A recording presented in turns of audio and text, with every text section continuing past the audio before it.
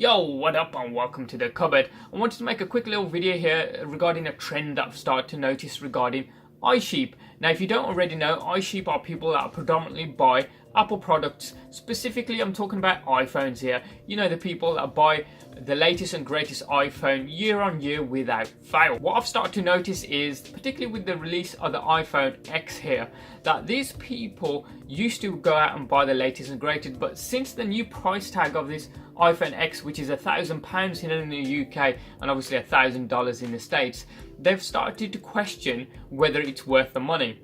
Up until this point, people or iSheep haven't really cared about the money. They've just got out and bought the latest and greatest. But with this $1,000 price tag on this iPhone X here, they've started to question, is it really worth it? They've started to ask more questions, normally where they wouldn't have cared what's new with the latest and greatest device. They've actually started to ask the question with this thing, what do you actually get for that extra money? Which is different, I'd like to say, from normal consumers.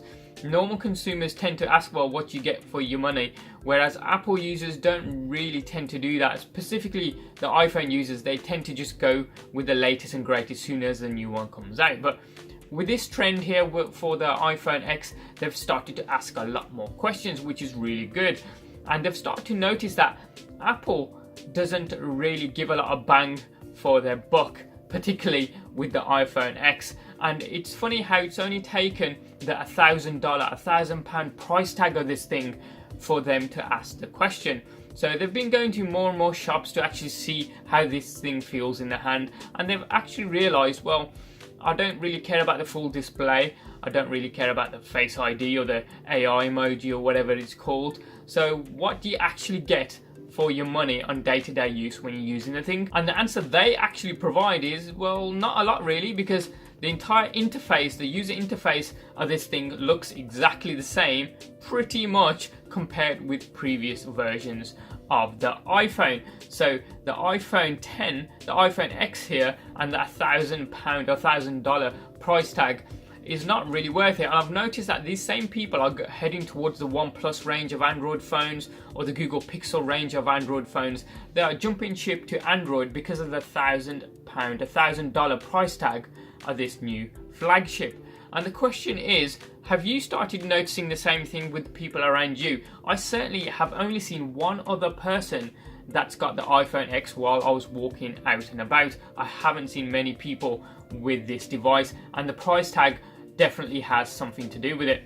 So the question is, have you noticed a trend with the people around you? Are they jumping to get the new iPhone X here, or are they starting to ask a little bit more questions about what the device is like, what extra do you get for that extra money? I've started to notice this more with the Apple users, and it's refreshing, to be honest, because that's something that you should be asking when you buy any product, really. What do you get for your money? And once you move away from the iPhone, it's far easier to ask the same question again of other Apple products. Are they really worth the money? And particularly the people that I know personally that have come away from iPhone since the iPhone X has been released, they've said they've saved a lot of money and not lost a hell of a lot of integration when they've moved to Android.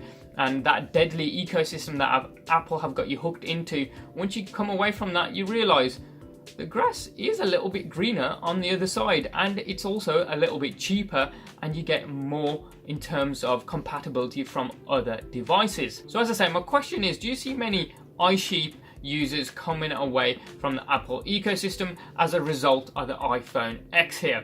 Certainly the off-contract price is crazy, but the contract prices are quite high as well. And particularly when there's not a lot of money coming around anyway, people are starting to actually question, do I actually need to spend this amount of money each month on a phone which is not too different from the last one or the one before that? Do let me know in the comment section down below what you think, what your observations are of these iSheep users. You know my channel, I purchase both Android and iOS devices, so I'm not tied into any one ecosystem, and I'm keen to hear what your observations are as well. As ever, please like, subscribe, and if you're new, hit that little notification bell. There's plenty more content coming up on here. Thanks for watching, have a wicked day, and I'll see you next time.